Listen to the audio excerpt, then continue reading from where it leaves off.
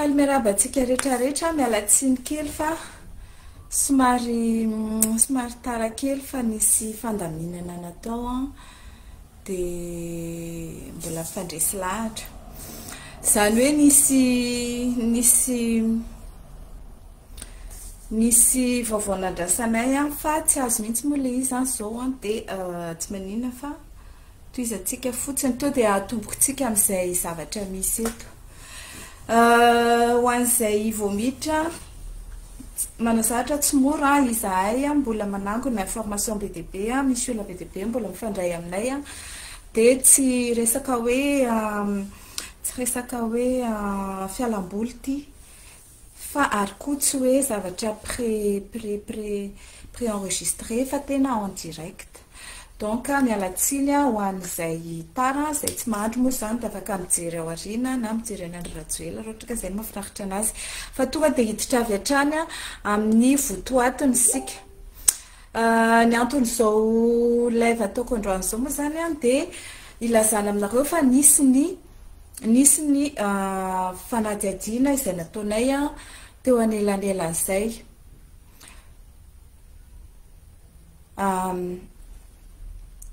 Manomboka eo amin'ny hoe inona ny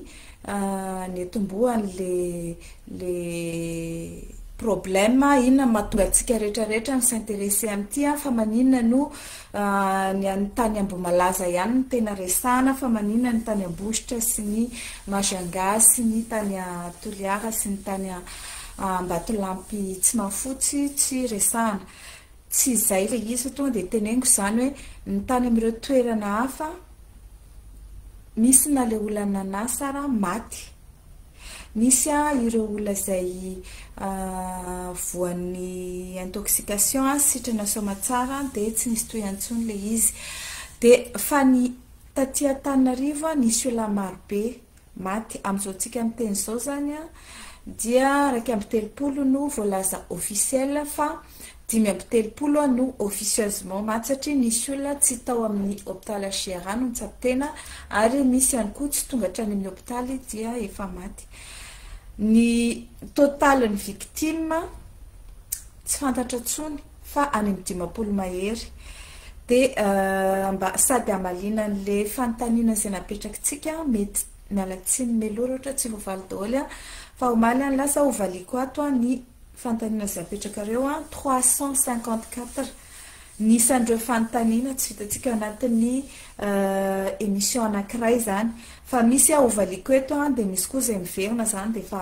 ataontsika voalohany indrindra aloha aiza feno asina zay zao tena manetikitika atsika rehetrarehetra hoe aiza feno asina. Raha-pahatsahivoko anareo dia tamin'ny zoma alina izahay no naheno hoe manomana ny amoana anazy hono zareo dia avy moa izay tena moka ny vaovao dia apparemment ny henitra angamba zareo dia tsy navoaka indray feno asina fa nafindra toerana fotsiny dia mbola ao izy zany amin'izao ao amin'ny HGR hitanay ny toerana misy anazy ao amin'ny réanimation ao amin'ny 2e étage. Ny état de santé tsy critique ohatran'ireo olona izay hoe dans le coma ary ny fitsaboana mahazo anazy dia apparemment mihoatra noho ireo izay tena marary sa tsy tena marary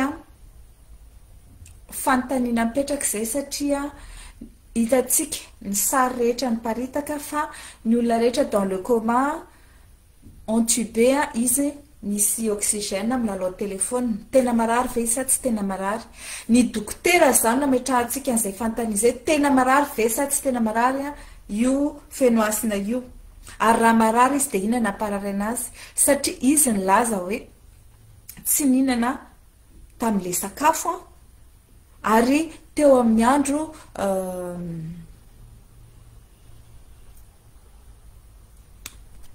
fety kely aloha misy notification manelingela maso kely azafady misy tamin'ny andro d'ici ny anniversaire dia nisy nanao malaise be dia be ireo invité ary tonga dia nentina tany amin'ny hôpitaly HRS dia felatanana rehefa tonga tany amin'izay dia rehefa tonga tany amin'izay dia tonga teny koa fenoasina dia nanontany anazy ny invité teo ary indrina nahoana dia za nge tsy naninona za tsisy sakafo za tsy nindrana ninina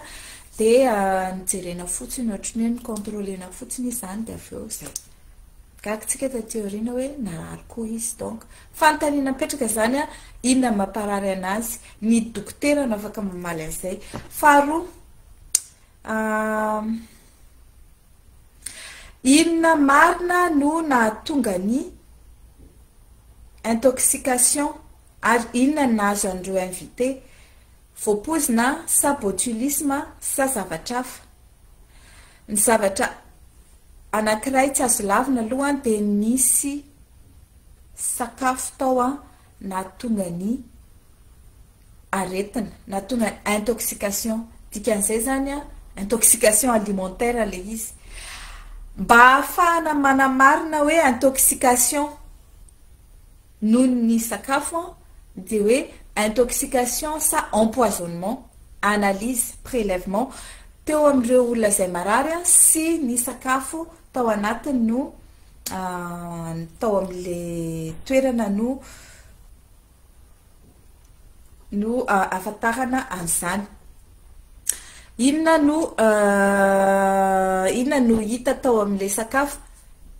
izahay tsy nahazo tamin'le sakafo izahay koa tsy nahita ny ataontsika ny vomi ny loha izay nataon'ireo ankizy ireo tamin'io andro io iny zany tsy afaka natao analizy ireo izay marary sy ny maty tateoriana zany no nangatanay mba ho atao analizy atao contrôle mbola miandra valiny tsika izao satria voamaly sy fakimaly nalefa zany dia somary elaela le izy misy ara-voandroany ihany koa dia iny zany mbola omentsika atsoatsy ny valin'ireo résultat reo inona marina nazo any ireo ankizy ireo fa hatreto zany ny hypothèse izay anananay dia anankiroa ny symptôme rehetra botulisme zany hoe raha mijery an'ireo symptôme hoe tonga dia ohatrany manao crise épileptique ary zareo dia sepitra dia tsy mahateny dia mandroroa masony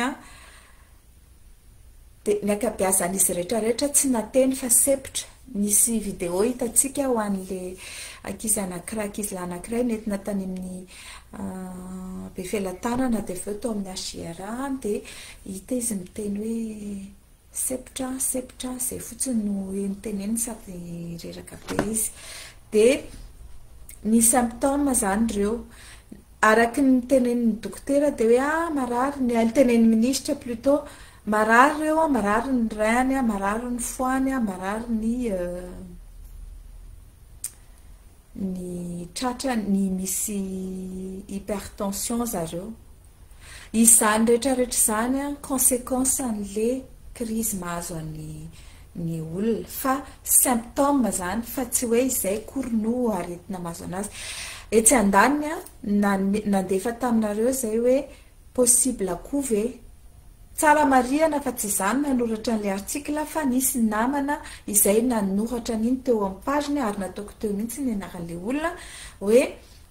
possible ou intoxication amin'ny méthanol ireny mitranga ireny andra sy ferenako kely ilay publication hoe izany nanao an'izay satria nangataka mihitsy izy hoe mba apartao le izy mahatonga azy nandefa an'iny ary natonga anay nandefa an'iny dia satria hoe piste anankiray tokony hojerena koa izay hoe raha sanatria ka méthanol zay tokoa no raha sanatria ka méthanol zay tokoa no Jordi tsy mba zafy ny anarany olona zay nandefa le publication ka nilaza izy fa ny intoxication au méthanol dia possibilité tsika nefa tsy afaka hitompo teny fatratra hoe izay tokoa le izy na tsy izay le izy fa izao ny zavatra hitanay Tam voalohany indrindra nandeha io intoxication io de ny zavatra iaintsika de hoe menaka lafarinina de nandeha teny zany ny fanadidina nataonay de ny teny eny ny tany Majunga laza nisy menaka 5 conteneurs tokony hodorana tao a Majunga nefany nisy naka le menaka de nanaparitaka eraky ny Madagasikara. Izao zany ny tantaran'ny menaka io. Nisy menaka saisie tamin'ny 2021. Io menaka io menaka brut, zany hoe huile brute mbola ho raffinena. Mbola tsy azo hohanina io zany raha tsy vita raffinage. Ny délai de péremption io menaka io zany hoe le huile brute io dia 18 mois. Enim-bolana le menaka efa teny andalana tao anaty sambo izy tonga teo 2021. Zany hoe 2022 zany io de efa tokony lany daty satria efa enim-bolana izy talohan'ny 2021 no teny andalana. De saisie tao amin'ny port Majunga io de nisy procès, nisy tribunal nandeha tany amin'ny tany a Majunga, Antananarivo, nandeha tany amin'ny cour d'appel, na tany amin'ny cour de cassation ary 2023 vao tapitra le tribunal de na le tompon'le menaka efa niala tao Madagasikara ary lasa ny fanjakana ny raffinerie. Notazominy nigiazan'ny ministère ny commerce le menaka, nogazana zareo koa le raffinerie ary voatery namidy. Iza no vidan'le raffinerie? Ravatomanga sy ny société Ita. Iry zareo zany no lasa manao raffinerie ao Madagasikara koatry ny olona hafa fa reo aloha zany mifantatra. De ny 2025 zany hoe fa lany daty tamy 2022 io menaka io 2023 vao tonga le vao tapitra le procès le olona efa ny abandonne sady izy efa tsy eto Madagasikara. 2025 nisy naka le menaka tokony hodorana satria efa lany daty de ny raffineny zareo. Fanaovana raffinage na menaka tsy vita amin'ny tanana, tsy vita amin'ny fanoto, tsy vita amin'ny machine kelikely fa tsy maintsy machine na raffinerie. Le machine na raffinerie ny olona ihany no nampiasain'reto olona zay nanao ny raffinage dia naparitaka le menaka. Iny zany fe anankiray izay nitranga tsy azo lavina. Misy menaka zany ao Madagasikara ao miparitaka avy amin'ny menaka lany daty efa lany daty 2022 jusqu'en 2025 zany efa telo taona na lany daty an'le huile brute io. Fanadihadiana faharoa izay azonay dia rehefa manao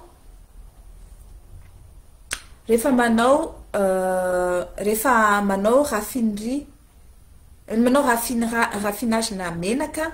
ny orinasa anankiray de ny ao Madagasikara mampiasa méthanol. Azonareo amizay mahatonga an'le hoe sao de mba ilay méthanol no mahatonga ny nahatonga an'le intoxication. Fanatinana tsy tiana de ho avitsika zany inona mahatonga an'le hoe fa manina no arovana izay piste zay sy le hoe botulisme. Rehefa manao raffinage zany ny ao Madagasikara de méthanol no anaovana raffinerie no anaovana fanadiovana an'le menaka. Fahitanay anazy de raffinena tamin'ny méthanol le menaka de mety be loatra le méthanol na surdosé satria menaka efa lany daty no mbola ny raffinena. Huile brute lany daty ny raffinena. De avy eo mety ho niakatra be le taux de méthanol ao anatin'io menaka io. Izay zavatra nefa tsy fantatra raha tsy ny analyse sanguin-ndreo marary ary analyse an'io menaka izay nampiasaina io. Ny traiteur zany eto de ilaitsika ho fantatra hoe inona daholo ny zavatra nampiasaina zareo. Eo zany mahatonga le bâclé le enquête. teo amin'ny 14 juin no trangany zavatra de nisy fisamborana olona de ny olona izay misamborona dia vehivavy anankiray izay sitrana vehivavy anankiray izay fianakaviany fenoasina Clarisse le hoe vehivavy anankiray sitrana de mendrika le hoe avany fenoasina vadin-drakolona de misy ramatoa anankiray izay mpanotra lazaina hoe dadarabe mamarabe moa zany le izy ireo telo ireo no samborona de any Amponja amizao tsika miteny zao de rehefa avy eo de nijanjanona teo le enquête de tsy nisy fitoriana akoatran'izay tsy nisy enquête akoatran'izay de rehefa nanomboka ny teny izay hoe ndao tsika hoampitsika ireo olona mpitory ireo victime mba hitory mba hitadiavana marina ary ampiana ihany koa mba hitsabona ireo mbola marary de nandeha amin'izay ny antso de namaly ny antsonay moa zareo misy eo amin'ny 220 teo mariantsika ho afa 530 mahery ny maty amin'izany 530 zany dia misy ao anaty fianakaviana anankiray misy maty maromaro tsy fianakaviana 530 fotsiny zany fa tena fianakaviana maromaro fianakaviana ray misy maty maromaro misy ihany koa tena proche be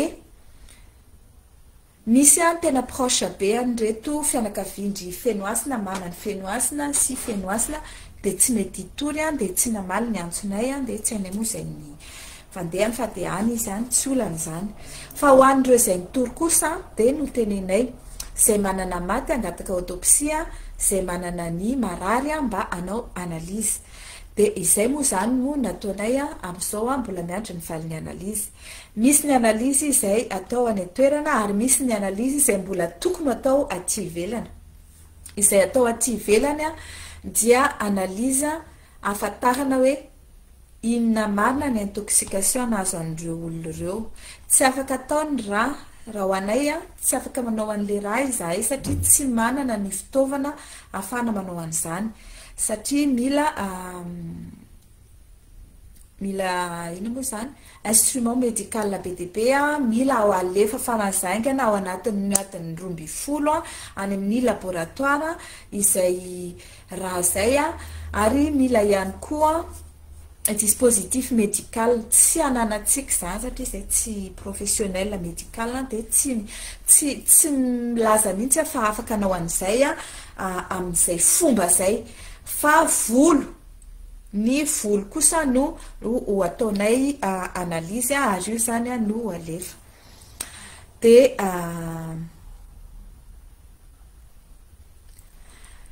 de miandry any valin'izay izahay satria ny fandefasana anazy aty mbola histoire ary ny fanaovana anazy aty koa mbola histoire anankiray manaraka any amin'ny laboratoire izay anaovana anazy nenay de ho asina transparence totale na ny laboratoire andefasana an'io na ny fotoana andefasana azy na ny valin'izay zavatray na ny tena raha ny valin'ny analyse hoe tsisy nininona le izy tsy amenatra anay ny teny hoe tsisy nininona ao anatiny le analyse fa raha ohatra kosa ka misy ao milaza hoe zao ny empoisonnement ny intoxication nazo andreo leo de tsy maintsy ho avoakanay eto izany zavatra zany zay nenay nilaza ny procureur ny fanjakana ny ministre ny santé hoe nanao analyse nanao prélèvement anankiray zay nalefa tany ivelany tany andafy tany France nanao prélèvement fandroany koa izahay tsy fantatritsika hoe nataony taizy io nanakaizy io na ina valiny de nilaza izy fa efa nomeny antidote ireo marary misy am'ireo marary izay mbola ao amin'ny hôpitaly am'izao tsika miteny zao izay mifampiresaka aminay dia milaza fa mbola tsisy antidote nomeny zareo ka tsy haiko hoe iza nomeny zareo antidote ifenoasina ve sa iza ary inona le antidote ninona no nomeny tsara ho mariana fa ireo olona zay efa sitrana nalefa ny zareo nody vatany voamiratra sy hoe salisalama de hoe ndana amin'izay mody misy arany amin'ny andro alina tsy mba hoe miandry maraina akory no nalefany fa hoe zao nareo de mandehana mody de ndana fa efa sitrana le olona mbola nitsirepirepy le olona mbola tsy ao tsara de nety ny avany lody de anetrany ndray izy manoy raha izay faharoa tsy misy contrôle mihitsy tsy misy contrôle mihitsy a rehefa sitrana le olona hoe andrasara hoe jerena tsara nanahoana ny ray nanahoana ny vo raha ihany moa ny vo nanahoana ny foie nanahoana ny estomac nanahoana ny cœur nanahoana ny maso nanahoana ny sofina manahoana ny cerveau tsy misy scanner nareo marary eo zany a na le marary mivoaka tsy misy atao an'izany nefa normalement rehefa misy intoxication alimentaire ohatrany io a de prise de sang sy scanner ny atao am'le olona satria hijerena hoe sanatry misy tova vo avy atrany de iny zany de mba efa hita hoe tiany vo tsisy an'izany de misy amreto fianakaviana izay efa sitrana ataontsika hoe sitrasitrana moa zany fa efa mivoaka ny hôpitaly de nandefasanay dokotera nanao prescription de nanao analyse zao de nanao scanner de gaga nahita hoe misy problème maso misy problème ny fo ary mbola misy zavatra hafa koa any amin'ny aty sy ny rany any de nantaniny am'izay raha ohatra moa ka vonina eo le fianakaviany ny famille zay miresaka aminay de afaka ampidiritsika izy tsy voatery aseho ny endrika satria ho fierovana ihany koa andreo fianakaviana zay mbola ao anatin'ny fitoriana mba io fierovana anazy sy ny antsonjay zay mety ho ataon'ny fanjakana aminy de tsy asehontsika ny tarehany fa raha ohatra izy ka mazoto de ampidiritsika eo ihany fa raha ohatra ka tsy mazoto izy de ho tantaraiko aminareo inona ny zavatra misy de ny tantara ry zareo hoe hay ve zany mbola misy aretina marobe tokony mbola tsaboina ity havana ity nefa de nalefa mody fotsiny am'izao tsy izy ihany misy anankiray koatra an'izay tovavy kely maty daholo ny fianakaviany anakefatra maty ny dada sy mamany satria nitondra sakafon'ody izy de ninana an'iny de maty ny rahavaviny de izy koa marary de maty koa ny kozinany anankiray de mbola misy olona hafa koa marary ao izy sitrana fa mbola sous le choc mbola faible mbola tsy haiko tsony hoe inona zany ny filazana azy mbola en convalescence zany de atreto na ny izy moa zany maty daholo ny ray aman-dreniny na ny horaisiny ana tsy fantany hoe atao ahoana ny fianakaviany mbola misy marary izy mbola marary de mbola miesaka moa zay zany ny hitady ny fomba hikarakarana anazy sy andraisana tanana ny analyse sy ny fitsaboana zay tokony atao aminazy fa hatreto aloha zany de misy olona ohatr'izay ireo aloha zany mitratrana antso fa ny akoatra an'izay de mbola tenena ihany hoe mbola afaka micontacte anay nareo mijery an'te matetetika ka tonga de miteny ao nareo hoe izahay victime izay efa sitrana izay nanana maty ohatrohatrao ihany ny anarany de valiko le izy fa raha miteny nareo hoe bonjour ça va coucou inona vaovao tena mialantsiny fa tsy mamaly zay aloha de teneniko raha vao miteny fotsiny hoe coucou bonjour ça va non tsy mamaly fa raha miteny anao hoe zao le problème titititity ny problème anay zay ohatrohatrao de valiko soma tsara de rehefa ohatra hoe compte iresaka aminah koa de mba miangavy tonga de teneny hoe ianona ny anarako zay raha ianina zao ny fianakavinay maty na narary satria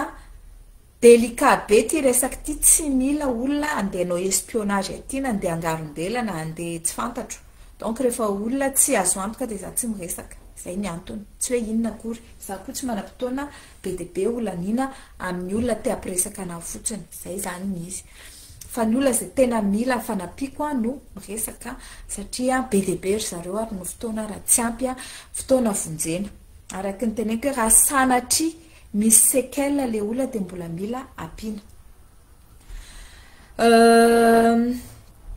mamaly an'le fantanina indray tsika zany a verina kely eo am'le ina daholo fantanina 354 fantanina mialatsindra tsy voavaly daholo a fa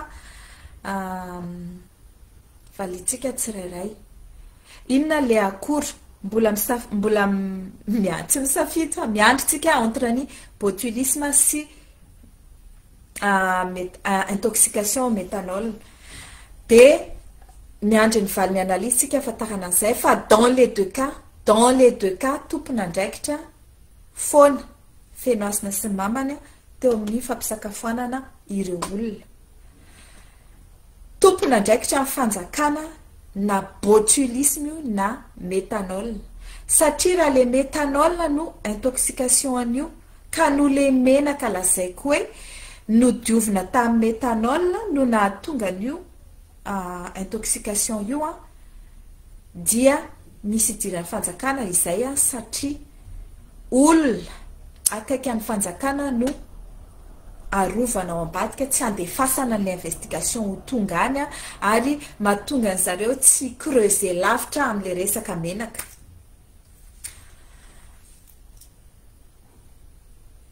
ovaliko fantanina sasany izay mandeha eto fa alefatsika tsikelikely maninona ozy izy zareo raha anaovana analyse miaraka ambo malaza sy ambositra kanefa ny tany ambositra dia misy gizina fa sakafona farana simba no nataony misy olona avy any ambositra miresaka aminay ary misy olona avy any Majunga miresaka aminay dia fa notenenay hoe manaova ihany koa nareo analyse prise de sang any amin'ny Institut Pasteur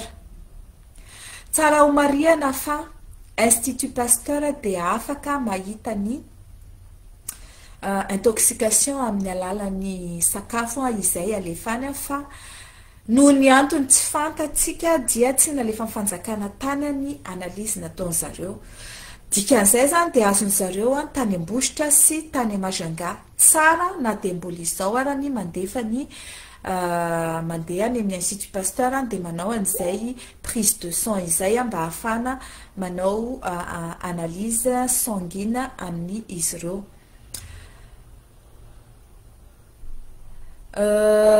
inona ny antidote raha ohatra ka botulisme io dia antibotulique no fanafody antidote raha ohatra ka méthanol le izy dia misy antidote ihany koa io méthanol io ary mila hoanina avy hatrany le izy ka na efa sitrana raha le olona apparemment dia mbola afaka manao foana an'le antidote mbola afaka manao foana an'le traitement mba tsy hampisy an'le séquelle mandrakizay ao amin'ny vatan'le olona dia mety insuffisance rénale chronique mety ahafaty anazy na fahampitehany atiny aneriana kely iza ireo orinasa karana impliqué amin'le menaka izy ary tony olona miantso tony no mbola tsy afaka mandray azafady araka ny teneniko teo dia misy orinasa hita izay manao rafindriana menaka ao amin'ny Madagasikara dia akaiky ny fitondrana io orinasa io dia tsy sahanjareo mihitsy ny manao analyse ara-dalàna ny menaka ao aminy fa ho ataontsika analyse zany menaka izany ary ny antsika tsy mitanila marina ve fa sipan'izany maranila manamboninahitra izany hifenoasina akoatra ny sipan'ny ministra akoatra ny maha sipan'ny ministra ny jeunesse et sport azy tsika tsy miditra amin'le vie privé any fa anisan'ny feo nandeha teo zany anisan'ny zavatra nolazainy tamin'ny ireo namany izany hoe manana papasosy olona ambony ao amin'ny gendarmerie izy ary manana papasosy ministra ihany koa ny intérêt afataratsika an'izay resaka papasosy zay tsy resaka fidirana vie privé akory fa ny hoe inona mahatonga ny fenoasina arovana mafy ohatran'io dia noho ny fiatretana anazy noho ny fiarovandreo papasosindreo ny tenany dia arovany le olona sao dia tratry ny enquête dia tonga any aminazy le izy zay fahitako an'le izy akoatran'izay a tsy normal ihany koa ny fanomezana azondra ohatra zany hoe nahazo tomobile fiara cadeau zay izy de hoe inona marina ny anton'io fiara nomena azy io cadeau ve sa inona cadeau sa karama rehefa nanao ny investigation anay koa izay de nahita fa misy misy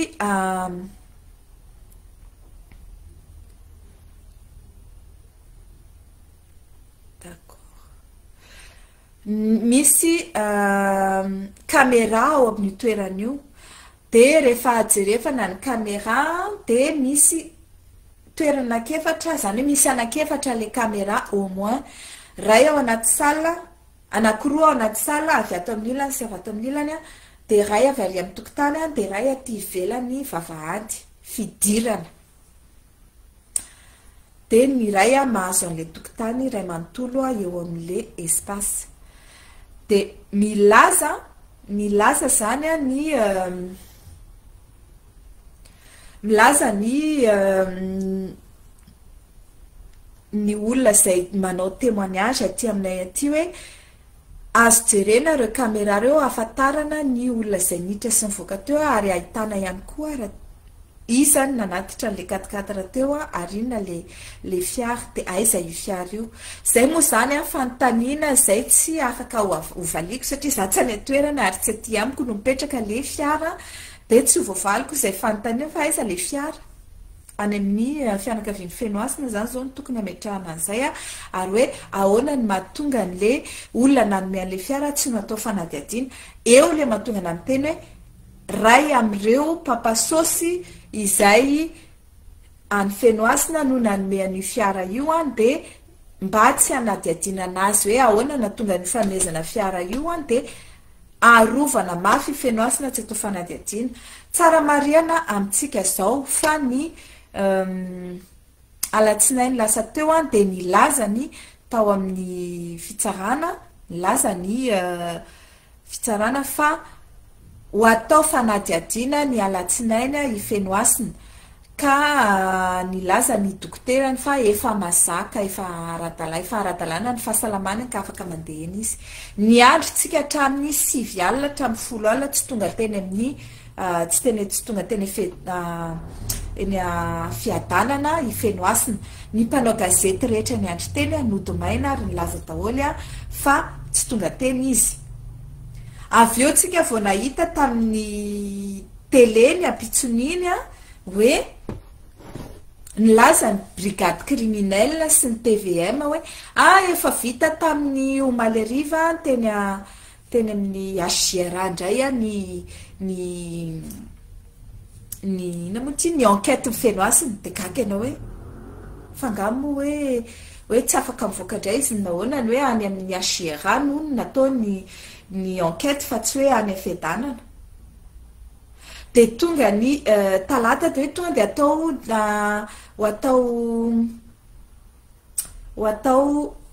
ina moa ho atao déferment androany ary zareo tsy nisy nahita mama Fenoasina deféré tany amin'ny parquet na ny mpitory na ny mpanao gazety na ny avocat tsisy olona nahita an'izany de avy eo nandeha ny larobia omaly zany de hoe ho ampanatsona daholo indray maly koa mbola tsy tao izy de androany mbola nanaraka izahay hoe tonga tao ve satria nampanatsona tany daholo indray ny mpitory de mbola tsy tao ihany koa Fenoasina eo zany tsika de manontantena hoe fa maninona no tsy deferena any amin'ny parquet i Fenoasina zay koa zany anisan'ny fanontaniana mipetraka eto hoe fa maninona izy no tsy mipotra any amin'ny fitsarana satria misy baiko midina avy any amin'ny procureur général avy any amin'ny ministre avy any amin'ny présidence avy any amin'ny gouvernement milaza hoe aza atao ny fanenjehana ny feno asina, tsy atao zany poursuite pénale contre ny feno asina. Inona ny antony? Fa maninona ifeno asina no tsy enjehana? Araky ny teneniko zay zany mbola tsy miteny areo hoe fanahiny sa tsy fanahiny le izy fa minimum dia homicide involontaire. Zany homicide involontaire zany raha ohatra ka hoe ataotsika hoe anovantsika similitude dia mitondra tomobile ianao dia nandona olona ka maty ny olona iny dia homicide involontaire zay. Na hoe nanina moa ty, na ohatra hoe nanamboatra trano ianao ka nirodana le trano dia nenjera tamin'olona dia maty le olona, dia tsy teny ianao hoe za ngany nampenjera an'le trano anao, za ngany neritreritra hoe iny olona iny no ho ambanin'le trano, fa maty le olona dia non responsable. Mikasika an'ity anniversaire ty, raha ohatra zany hoe ataontsika hoe espace, ohatra hoe ataontsika restaurant io na gargote na ohatran'izany, nanome sakafo olona na vidina na toky nandovola zany reo sakafo, reo mpisakafo tao reo ka narary zareo dia responsable ilay hôtely nandroso ny sakafo. Ny tam'ty hitantsika tsara ny vidéo izay naparitako teto nanontaniana mamafeno asina isan'ny traiteur isan-karazany ny vahiny, teny izy hoe anakiroa ny traiteur, ny teny izy hoe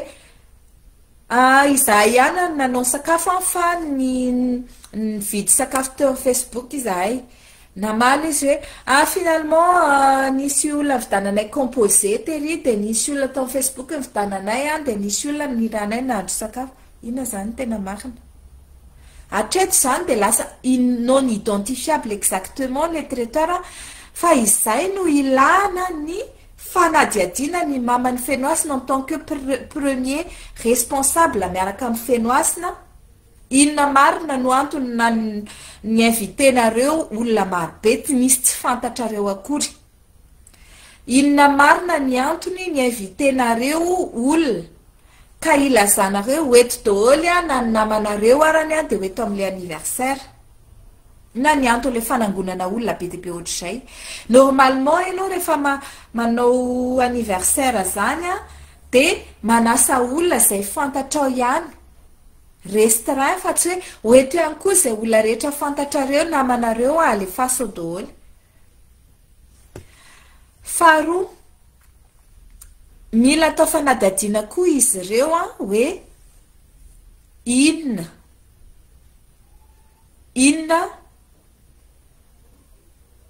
ny tena nitranga ny sakafo isa tsy ny sakafo, ary maninona mamafeno asina tsy nihinana tamin'ilay sakafo, maninona ifeno asina tsy nihinana tamin'ilay sakafo, nefa nisy fianakaviany zareo hafa nihinana tamin'ilay sakafo maty. Misy fianakaviana nge maty, misy cousin cousine ny maty. Dia mamany feno asina miteny hoe nisy ankizy lahy zatovo 15 ans nitsaingotsaingo moa sahoana nanandrakandrana ozy izy tamin'ilay sakafo dia avy eo izy tonga dia narary dia rehefa nateny amin'ny hôpitaly izy teny an-dalana izy dia maty. Vao hita zany tao aminatiny tanandritry ny dans la journée hoe nisy olona nanandrana tamin'ilay sakafo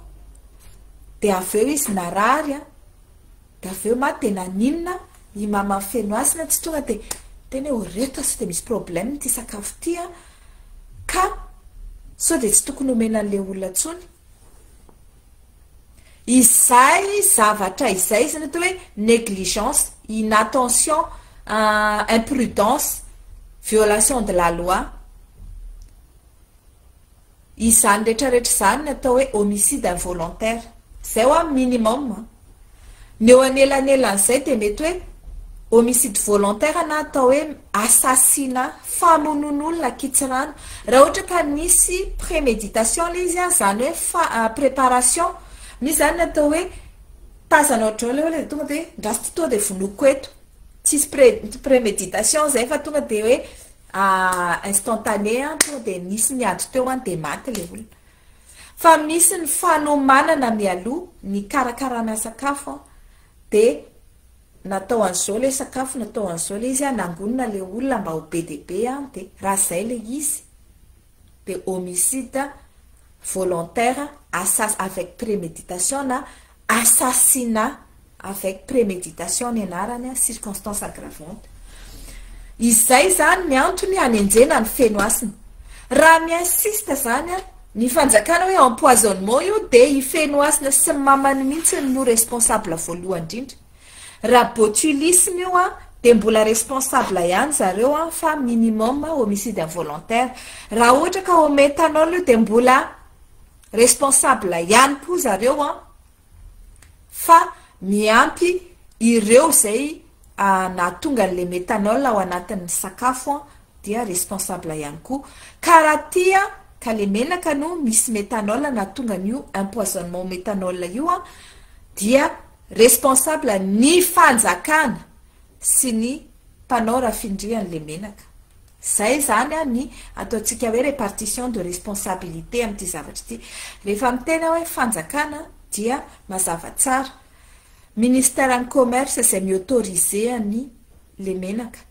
Ministère en commerce zay tsy manao ny asany manao contrôle sanitaire amin'ireo menaka. Ministère en commerce izay manome faux certificat de consommabilité an'ireo produit nefa tsy consommable akory le izy zany hoe impropre à la consommation tokony afaty tsy azo hohanina. Ministère en santé izay miraitsy kombakomba tsy mitady ny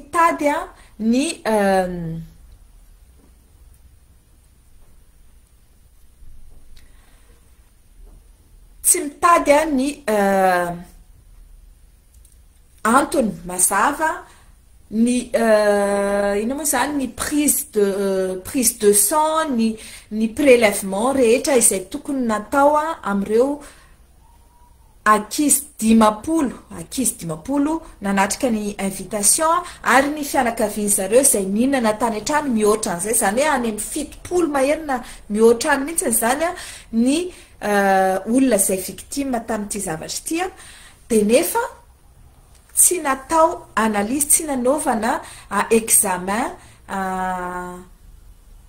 inona marina no intoxication nahazo an'zareo non assistance à personne en danger zany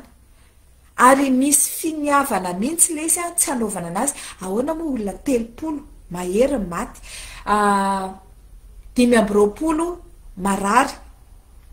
olona mbola akoatra an'izay ny maty any ambadika any ary mbola misy marary any ambadika any de tsy mba farafaratsy ny 10 no ataonao prélèvement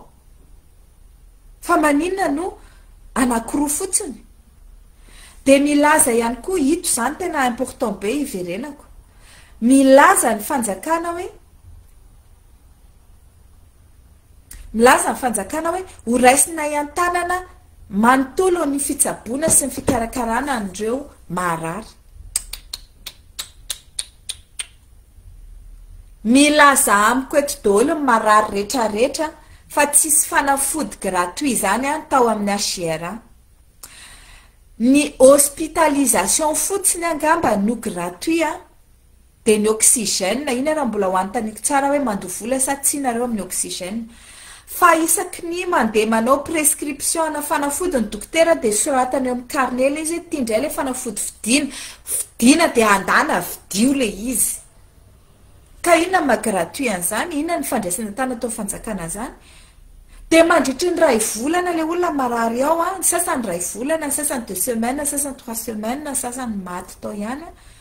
de mamoaka vola tsakijana nareo fianakavianareo de amin'izao tsika miteny zao lany fatotra mapondrana mo filazana azy. Ino moa zany le lazaintsika teo hoe mila manao cagnotte. Za tsy niazakazaka mihitsy anao ny cagnotte io fa tena hoe mandinika ambony ambany inona daholo ny zavatra ilana vola anapinan'ireo fianakavianareo zay tsika vanokatra ny cagnotte io. Satria zany tena mizareo hoe raha mbola mamoaka vola sy ny zavatra rehetrarehetra nareo de alaivo daholo ny facture de hitantsika hoe ahoana ny fomba anaovana anazy. dikan'izay zany a eto a de miteny a rehefa vity ty video ty a de anokatra cagnotte a isika andraisan'ny olona rehetrarehetra anjara mba hitondranareo ny anjara brikinareo a anampinandreo famille na manana maty ataotsika foadranomaso na manana marary ataotsika fitsaboana na izay mbola mieritreritra anao analyse sy prélèvement ijerena inona marina na tonga le intoxication anapitsika andreo marareo satria na manao scanner indray mandeha raha Madagasikara raha tsy diso 500 000 ariary manao an'le prélèvement sanguin io a de efa tsy haiko tsony hoe ohatrina any amin'ny Institut Pasteur mbola hoantanitsika an'le le victime zany tsy misy zavatra gratuit tao tsy misy zavatra gratuit ary ao daholy a ny listan'ny fanafody rehefa natao a nojerena koa inona reo fanafody a de tsy misy antidote tsy misy antidote na intoxication zany fa antibiotique be de be tsy haitsony na antibiotique afaka miaraka na tsy afaka miaraka de eo zany ianao manontany hoe aty andafy aty a tena hoe ferana hoe zao andro fotsiny a no mihinana antibiotique entre 5 jours à 10 jours izay fa ao amin'ty hôpital ty zany a de andro maromaro mandritra ny ray volana maninitra atao antibiotique le olona ary rehefa jerena le antibiotique omena zareo a de mbola misy plus nocif zany hoe mbola manimba kokoa an'le olona no le aretina de eo zany ianao gaga hoe omena fanafody mahafaty ndray koa retolo reto a fa tsy le tena antidote le aretina mahazo anazy satria manao fitsaboana opifa ve zareo marary ny antiny meo anty marary ny vavony meo anty marary ny masony meo anty tsy mahita masony meo anty septra izy meo anty miakatra amin'ny tension meo nefa le toxine zay tonga n'le intoxication no tokony identifiena de misy antitoxine mampijanona andreo symptôme rehetrarehetra reo a de vita le izy a de aveo a ahena le quantité na fanafody dikan'izay zany a eo ihany zay le mahatonga na miteny hoe responsabilité any ministère en santé koa etsy andaniny za zany eto mbola tsy miteny hoe ahoana tsara fandeha an'reto dokotera reto fa ireo dokotera reo de mandray baiko zao baiko aza atao analyse any amin'ny Institut Pasteur reo oleo eny tompoko de tsy atao le olona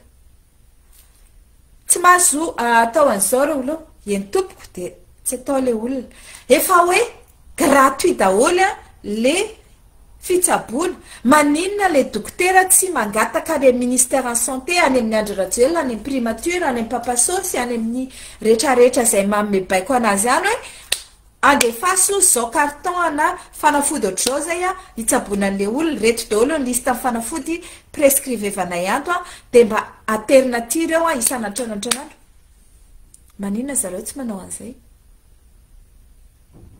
fa de le olona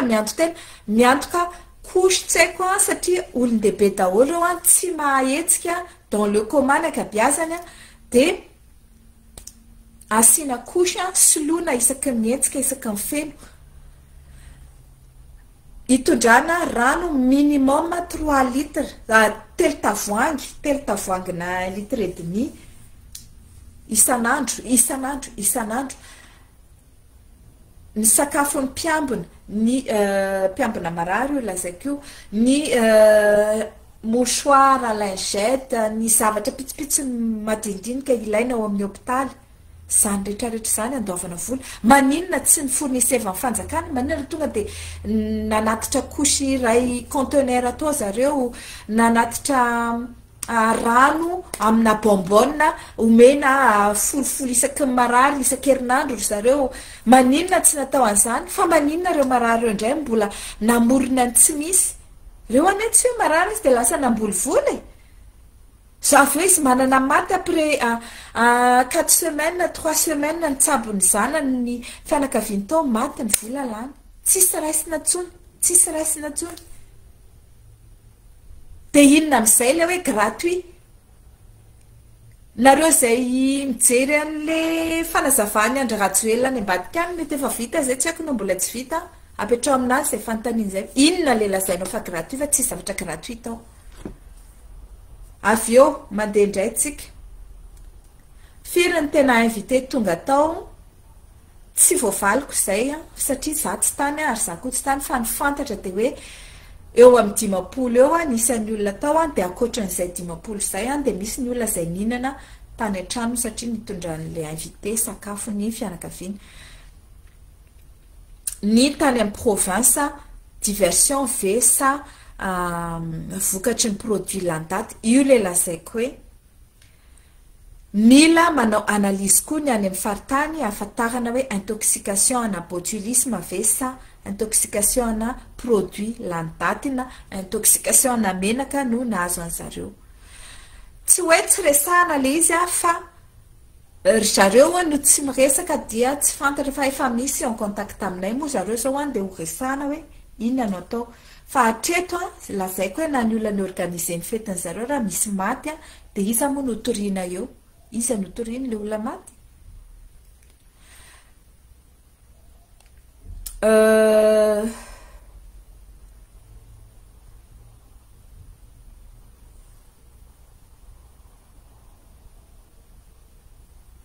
mikasika andreo olona voatazona hoe inona marina ny mahatonga andreo olona reo voatazona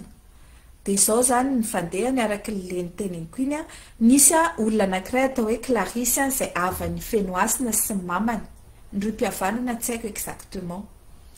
anisany natsona izy karakara sakafo tao an-dakozia ary anisany ninana tamin'le sakafo de narary izy tsy nafantatra hoe ny olona rehetrarehetra tao koa ka narary fa izy efa lasa de tany izy nitady olona nitsabo anazy de io le raha matoa hoe mamarabe io natorin'olona anazy de nitsabo anazy de sitrany izy nanome tsy fantatro meny fanafody tambavy tsy fantatro de sitrana de rehefa sitrana izy de hoe ianao zany anisan'ny sitrana ianao zany anisan'ny nanao an'le pozina tao za tsy nahita an'le enregistrement milaza hoe izy no niteny hoe afafazo any akia za tsy nahita an'izay za tsy nahita an'izany message zany ary tsy haitsika ny fahamarinan'izany fa honohono ny zavatra misy de zao ilay hoe mamarabe dia nampisamborona de rehefa nisamborona izy de naka avocat izy fa tsy natrehan'ny avocatny ny famotorana azy tsara fatarina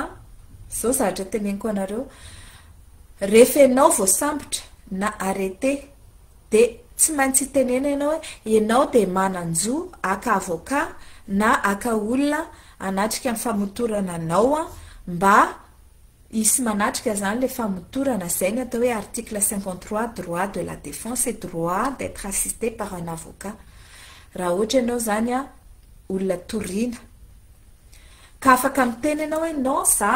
mbola tsy manana avocat de afaka ataonareo fanadihadiana na miteny ianao hoe za mangataka isy olona iassisté ana eo na mangataka za iantsony avocat koa iassisté ana eo de tsy azo atao le enquête raha tsy eo le avocat raha tsy eo le olona zay angatany anatrika anazy eo satria na ny antony misy olona rehefa adiadiana irery ohatriny io de forcena hanaiky anaovana aveu extorqué de ity le mamarabe ty ony lazaina fa nanaiky izy fa izao ny lazainy tao amin'ny juge d'instruction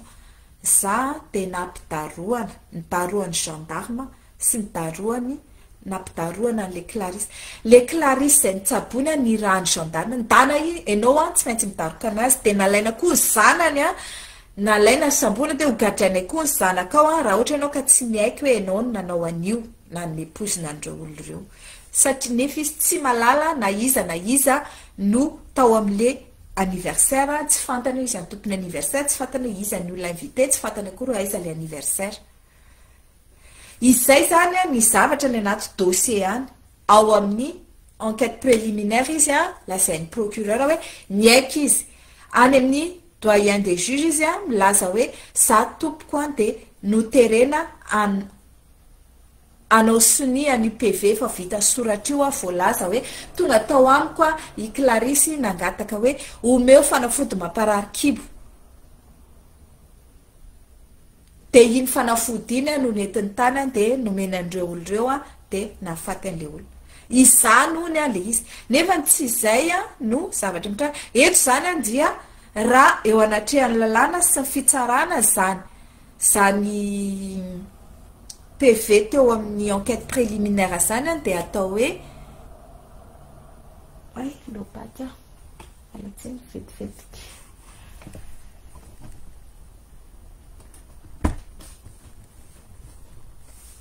zay no atao hoe violation an'le article 53 io a de tsy maintsy esorina le PV a de averina indray manana avocat le olona maninona ny avocat no tsy nampanatsona rehefa natao enquête izy diny zany tsy azosika inona satria hatreto araka ny teneniko maninona ifenoasina izay premier responsable sy mamany izay premier atao hoe premier pluriel zany première responsable izy mianaka no tsy atao enquête mihitsy nefa ny mamany koa neka tsy marary lazaina hoe garde à vue mandraky tiany andrano tsy déféré en parquet fa maninona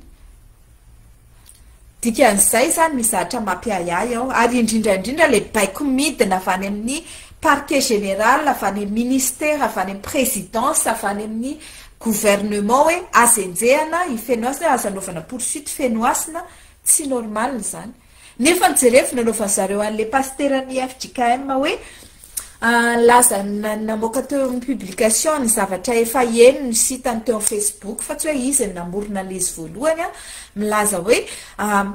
io le papasosy io zany le papasosy ary mampitandrina sady mananatra ny tanora am'izao izy io fanaovana papasosy io de apidiky izy anareo satria misy amin'ireny papasosy reny a maka zatovavy a ao ampidiriny ao anatiny clan satanika de ao anatin'iny clan iny ianao a no manaonao foana satria ampanaovany zareo sorona ampaminony olona de tsy malala koriny ianao hoe ay moa zay zany ny vidin'ity zavatra be de be luxe sy ianao mieritreritra hoe vidin'ny vatatenanao le nomenanao ka le izy a takalopatsa vidim-pihinanana tamin'ny sorona zay nataonao zay ny zavatra ny tenen'le pasteur tonga de nanohitohina ny fitondrana ny zavatra ny tenen'ny pasteur de nasaina ny fona izy tsy maintsy mifona ianao a raha zay ianao de MD de lasa le pasteur nanao fifonana extorqué ohatran'ny aveugle mifona amin'ny le papasosy zany de mifona amin'ny Andry Rajoelina fa manino ny Andry Rajoelina mi se sentir concerné amin'ny les déclarations an'le pasteur any zany mieritreritsika fa maninona misy idirany Andry Rajoelina nga io resaka io maninona izy no milaza fa atteinte à la sûreté de l'État ka mifona aminy ile pasteur zay toriny lasa mitory koa zany Andry Rajoelina mitory an'le pasteur nefa ny le pasteur tsy niresaka ny Andry Rajoelina mihitsy fa le papasosy ny resahany dikan'izay misy idirany fitondram-panjakana io fahafatesan'olona io za moa zany efa miteny foana hoe akoatra ny cause scientifique na tonga ny intoxication alimentaire zay ao anatin'ny analyse ihany nafatarana an'izany so de mba misy antony hafa ihany koa toy ny hoe fanaovana sorona ndreo zatovo malagasy mba hitazomany zareo ny fitondrana satria aitsika ihany fa olona mitara tsy sy lavana azy no mitondra atsika olona diabolika sy demoniaka miala tsiny zay tsy mahazaka an'izany zavatra teneniko zany fa izany daholy no mandalo ato anatin'ny saina isaky ny tady iozongozona ny sezany zareo de tsy maintsy misy fahatolona mikararana ao Madagasikara misy ifandraisany amin'ny zavatra ataony zareo no ny fanompo-tsampy ataony fa zany tsy manakana afatarana inona exactement ny motifa scientifique na tonga ny fahafatesana sy fararindreo oloreo toy izy atsika ihany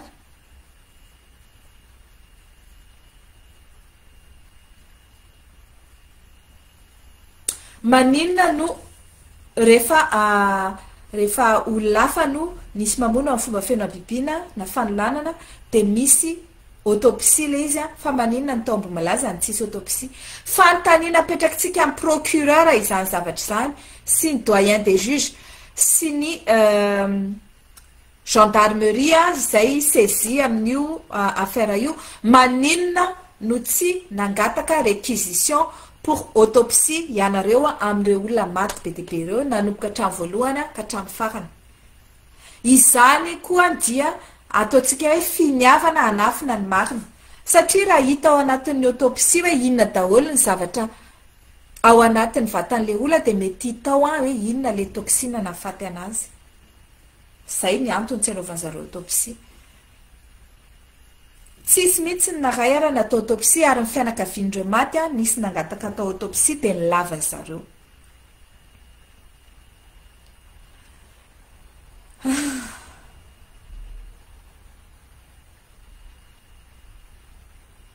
mamaky an'le fanontaniana ihany a maninona hony tsy ataon'ny fanjakana lahara-pahamehana ny santé tia ngamba tokony napetraka atao amin'le en direct ny Andry Rajoelina fa maninona no tsy ataonao lahara-pahamehana ny santé satria tsy misy lahara-pahamehana mihitsy io fanjakana io ary ny santé indrindra no dernier de leur souci satria izy rehefa mitsapotena dia mandeha any ivelany vao mikohaka izy de manao évacuation sanitaire la Réunion na eo Maurice raha voan'ny tazo izy de tonga de any Inde raha ohatra izy ka voan'ny intoxication alimentaire na ohatr'izany de tonga de aty France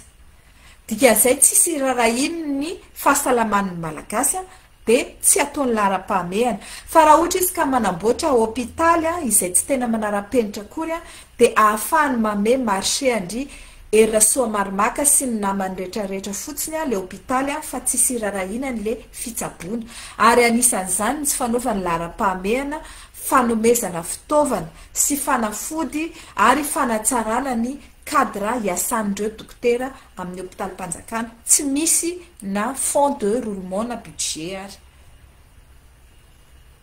raha ohatra ve ka atao analyse ilay menaka toksika possible ny ahitana ny singa nahafaty an'ireo olona ireo eny tompoko ary izay indrindra ny anisany zavatra ho ataonay manaraka de ny anao analyse ny menaka ao Madagasikara indray ataonay aty andafy le izy fa ho alefa ny menaka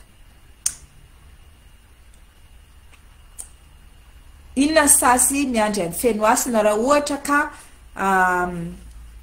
homicide involontaire de entre 2 à 5 ans ny sazany raha ohatra ka assassinat de travaux forcés à perpétuité ny sazany ho an'ny fanjakana de mitovy amin'izay ihany koa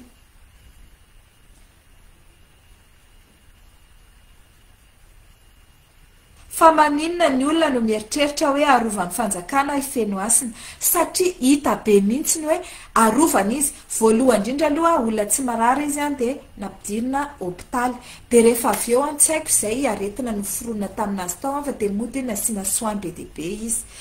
ary avy eo nafindra efitrano de asiana garde du corps mpiambina tsy hoe mpiambina pénitencier miambina ohatra ny gadra nisy miambina fa garde du corps ny miambina anazy de avy eo efa misy olona mitory izy raha normalement tsy mila fitoriana akory izy de tokony tonga de mise en cause miaraka tamin'ireo olona anankitelo izay migadra ny tanimora ary tokony efa déclaré placé sous mandat de dépôt zareo na de ao amin'ny hôpitaly de miandry ny fahasitranana izy de miditra ny tanimora kanefa noho ny fiarovan'ny fanjakana azy de mahazo baiko mihitsy ny fitsarana hoe asa inculpena ifenoasina zany hoe tsy omelohana zany fenoasina tsy eketsika zany tokony jerena aingana naretina mba hijerena ny antidote izany foana naverimbeiko depuis le 14 juin 14 15 16 isan'andro atao vaingana ny analizy ina valiny analizy ahafana m'identifie ina le aretina ahafana mame an'le antidote inona ny antony tsy hanaovan'ny fanjakana evasana ireo marary satria tsisy rarahiny fanjakana ny ain'ireo malagasy de tsy hanao evasana nio izy ny manao evasanina de efa saika nataonay le izy raha ohatra ka moramora nanao an'io an de nataonay fa tsara fantatrareo fa niezaka zany zahay a nanao nantany ny Maurice na la Réunion hoe ohatrina mandray marary anankiray atao evasana avy any Madagasikara dia akoatra ny fitaterana anazy sy fomba fitondrana anazy ary ny olona zay ambona anazy any amin'ny hôpitaly dia 25 000 € ny olona anankiray zay zany ny vola alohanao caution de akoatran'izay mety mbola misy fitsaboana hafa tsoroko aminareo fa tsy manana an'izany izahay aty amin'ny diaspora ary tsisy olona toa de anana an'izany ho raisiny eo tamin'ny fotoana iny moa teo amin'ny 1 sa 12 taona mbola marary amin'izao tsika miteny zao nakefatra sisa ny marary anankiray dans le coma anankitelo efa velona fa mbola manaraka fitsaboana anakireo zany ao amin'ny hôpitaly de anankiroa aty ivelany no fantatray hoe marary mbola manaraka fitsaboana izay mifandray aminay fa ny marary mbola manaraka fitsaboana izay tsy mifandray aminay de mbola akoatran'ireo donc zany no ny koan'le izy de tsy afaka manao izahay de nefa ny fanjakana zay tokony anao anazy tsisy dikana fanjakana zany 25 000 € zany na mbola ho ataony daholo ary ny folo na ny 10 vita zany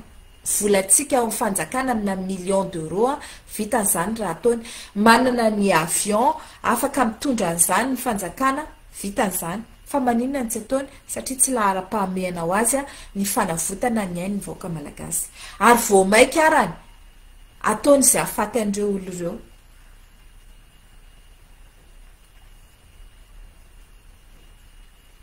misy miteny foana teo mangataka vidéo tena izy de tsy haiko ina le vidéo tena izy angatahany zareo fa tsy haiko tsy satria zay manko tsy maka vidéo en fenoisina de tsy haiko hoe ina le vidéo tena izy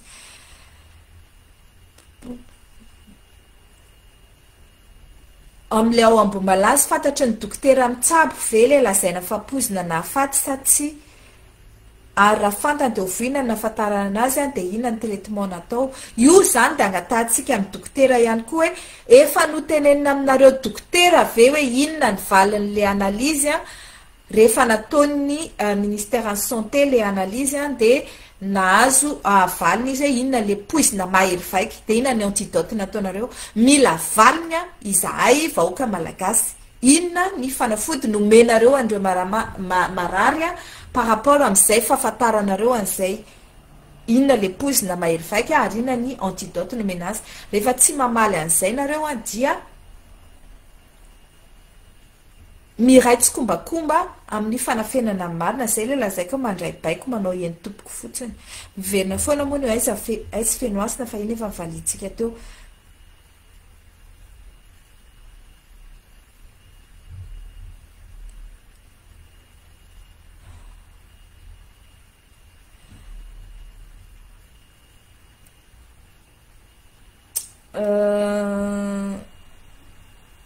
inona ny tombontsoa an'izay nanampoizina teny Ambomalazy ifenoasina no afantarantsika an'izany satria za tena miteny raha izy natao enquête de tokony apetraka aminazy zany fantanizana izy manatombotsoa fa hatreto zany qui profite le crime maninona no arovany fanjakana fenoasina ary maninona no sakana amin'ny fanjakana ny fanaovana analyse ao amin'ny Institut Pasteur nefa ny Institut Pasteur dia afaka manao an'izany rehetrarehetra zany ary raha ohatra ka rano atao analyse de tsy maintsy eo atoerana no atao le izy na farafaratsiny eo la Réunion sy Maurice fa tsy aty Strasbourg satria araka ny teneniko ny prélèvement sanguin dia adiny 12 ao aoriana ny prélèvement ihany no afaka atao analyse raha tsy zany de tsisy ninona hitanao eo intsony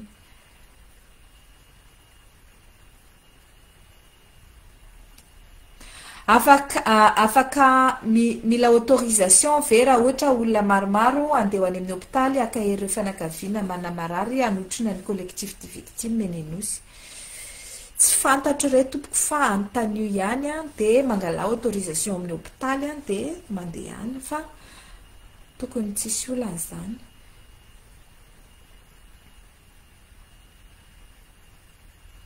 misy milaza ty mba fanamariana mba tiako hoentina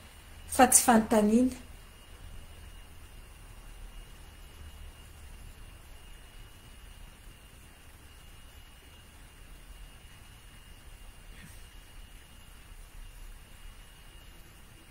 misy manelitsao a satria tsy avoaka ny mpitondra ny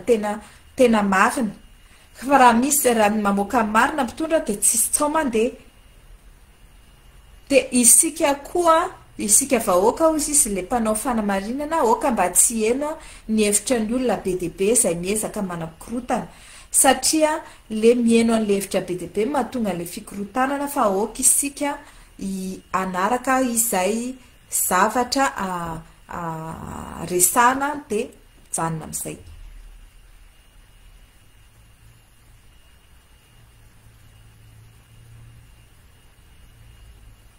izany ao ambadiky reny famonon'olona matsiravina reny arina ny tokony atao fieritreretako anazy any dia ny fanjakana ny ao ambadika any a matoa izy miaro mafy de mafy a ny tsy afatarana ny tena natonga ny famonona zay be deabe ngamba no mitovy hevitra amiko tsy nanao ny tena asa avy ny tompony andraikitra tandrify anytya eo amin'ny fitondrana isanambaratongany eny tompoko tena tsy nanao ny asany na ny tany amin'ny ministerany commerce ny tao amin'ny ministerany industria ny sanitaire ny any amin'ny ministère en santé ary ministère fitsarana de ny isambaratonga ny ao amin'ny gendarmerie ny ao amin'ny parquet ny any amin'ny instruction ny juge d'instruction zao tokony mampanao tsy mila angatana akory zany tokony mampanao autopsie tokony mampanao prélèvement am'ireo marary hijerena hoe inona ny intoxication azo akoatra ny nampanaoviny fanjakana tsy ataony zany tokony mampiantso an'ireo vavolombelona rehetrarehetra mba hienona ny dossier iza daholo manana olazaina am'ty raha ty de mandinika ambony ambany an'le izy tsy ataony le izy tsy azoko mihitsy hoe maninona ary ny any andafy misy kahana botulisme ohatra de tonga de milaza manao annonce amin'ny fanjakana alefa partout hoe nisy yaourta na crème fraîche zao ny anarany tao amin'ny département zao magasin Intermarché na Carrefour na Leclerc na Intel nisy anazy entre ny datiny zao dia ilazana ny olona rehetrarehetra fa nisy intoxication botulisme nahitana tracena toxine botulika ireo produit ireo ka de noho izany mitandrema ianareo avereno aty azahoanina tsony io crème fraîche io na io yaourta io de lazainy zareo le izy raha ohatra hoe misy tranga tena hoe intoxication amina botulisme de misy an'izany koa de lazainy hoe tary amin'ny toerana ohatr'izao natao ny analyse natao ny prélèvement de hita hoe intoxication tamina botulisme le izy de tonga de zao natao an'ireo marary ireo de tiany toxine antitoxine nomena anazy de zao de natao ny moa ty ny relevena hoe ahoana ny source natonga an'le intoxication inona ny sakafo natonga an'izay de tonga ny hatrany ny enquête mangarahary fa ny any amintsika afena daholo ny zavatra rehetrarehetra hisy fanadiadiana ve ny fanabozinana tany ambositra majanga Tomasina sy ny sisa izahay anao fanadiadiana mikasika ny hoe inona ny intoxication nazo azareo botulisme sa méthanol sa zavatra hafa dia ho avoakanay le izy fa anjaran'ny zareo mametraka fitorinana tsy zay zany mikasika an'iny sy ny olona zay torina satria araka ny lazaiko hoe raha hitory izy de soit fanjakana soit zay olona nahatonga an'le les intoxications efa niakatra parquet ve feno asy na tokony atao fanadiadiana koa lalatina satria izy mahafantatra ny zavanisy araka an'ireny pubina lefa an'ireny amiko hain'olona saropatika zay rehetra miseho mahafantatra hitrangany zavatra teny dia tokony hiakatra parquet daholy fa ilay fanadiadiana any amin'ny gendarme tsy misy matotra zay zany dia ampahafantarina ny doyen des juges d'instruction tokony ampanatsoina koa zany lalatina satria izy miseho mahafantatra be ao anatin'io dossier io de tokony ho ampanatsoina koa izy zany de isaky manaraka vaovao de hoe fa miatsara fahasalamany marary 0 isa ny voaka ny hôpitaly de tampoka teo misy 7 to andeha niara-mivoaka ny hôpitaly izy daholo reo 7 reo zany de mahagagantsika tokoa izy daholo reo a fa satria tsy nomena ny anarany a fa ny fantatra de hoe sitrana zareo nomena antidote ve zareo tsy anyvaliny satria nisy andresaka taminay a de hoe tsisy antidote nomena fa de hoe nalefa mody fotsiny ohatr'izao mbola mitsabo ve reo nisy a mbola mitsabo tena avy aty ivelany raha feheziko zany a izay rehetrarehetra izay dia miandry ny valiny analizy isika miandry ny valiny analizy isika zay nataonay aty amin'ny partianay a de miandry ihany koa ny fanaovana andreo analizy ny prélèvement ny menaka izay ao a Madagasikara de hitatsika hoe sanatria misy menaka tsy azo hoanina ve miriaria eran'ny Madagasikara faharoa manaraka an'izay a dia tsy manaiky isika raha tsy miakatra fitsarana ifenoasina sy ny mamany efa misy fitoriana mikasika azy ireo zany dikan'izay a dia minimum des choses tokony hosamborina izy a de hoentina ny fitsarana sady efa milaza ny ao amin'ny hôpitaly fa efa sitrana izy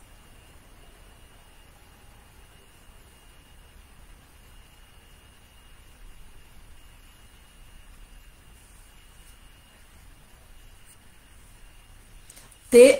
faharoa anao levée de fonds isika anapinandreo marary izay mifandray amintsika izay mbola ao anatin'ny fanoizana ny fitsaboana sy fanaovana analizy ary ahafahantsika ihany koa manao andreo prélèvement analyse ndreo prélèvement lazaiko hoe prélèvement capillaire ahafahana malala hoe inona ny intoxication nahazo andreo olona ireo